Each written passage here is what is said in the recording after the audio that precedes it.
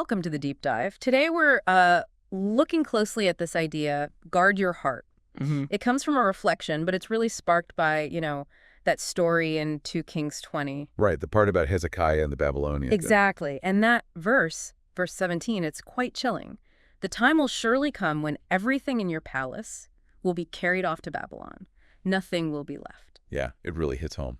So we want to explore how maybe even good moments, success and stuff, can have these hidden dangers. And how our actions now create ripples way into the future. Our goal here is really to give you, the listener, maybe a better way to think about your own experiences, your choices. Yeah, to see those dynamics at play. It's fascinating how our internal state, can sometimes undermine things that look positive on the surface. It's not just the obvious threats we face. No, exactly. It's also about, tendencies within ourselves, pride, maybe, things that can shape what happens later. Okay, so let's pick the picture. King Hezekiah. He's just had this incredible, miraculous healing. He's doing great. All on top of the world, basically. And then these visitors arrive from Babylon, important guests.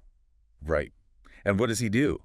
Instead of maybe pointing to, the source of his recovery, his prosperity. He gives them the grand tour. Look at all my treasures, my armory, everything. Shows it all off.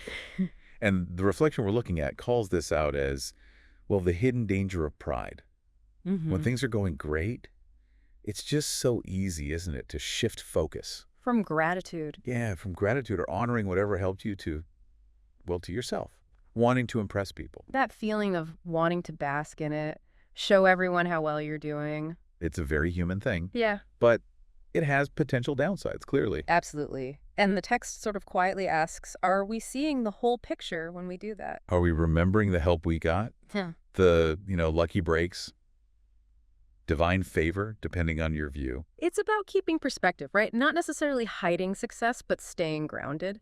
And the reflection actually suggests some practical steps here, like making a point to thank your supports or higher power, whatever fits for you, especially during the good times. Not just when you need something.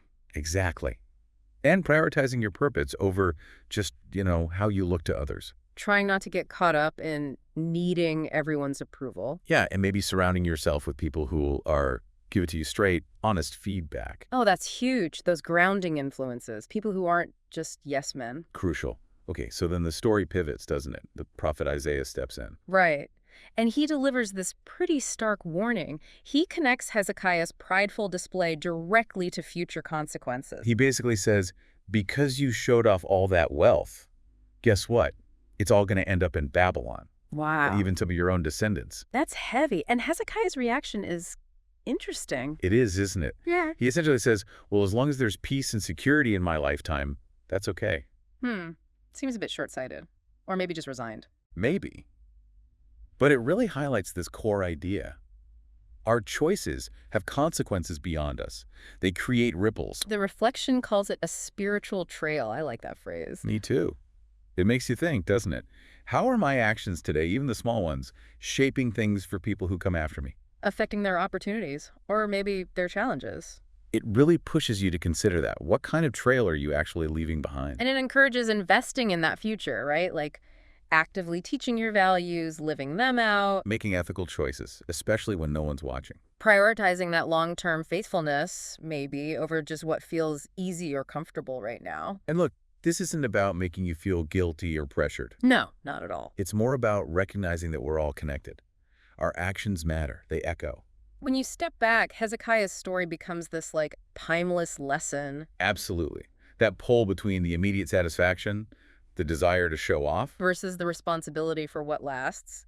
His pride in that moment had huge repercussions later on. So bringing this deep dive toward a close, that tension is really the heart of it, isn't it? Yeah. What feels good now versus what matters for the future. Which leads right back to that final powerful call from the reflection. Leave a godly legacy. Yeah, just take a moment with that. What kind of impact do you really want your life to have? Not just today, but down the road. What's the essence of that spiritual trail you're creating? It might not be about, huge dramatic gestures. Often it's just those consistent everyday choices. Choices that reflect what you really value, your vision for what truly matters most. Definitely leaves you with something to chew on. Thanks for exploring this today.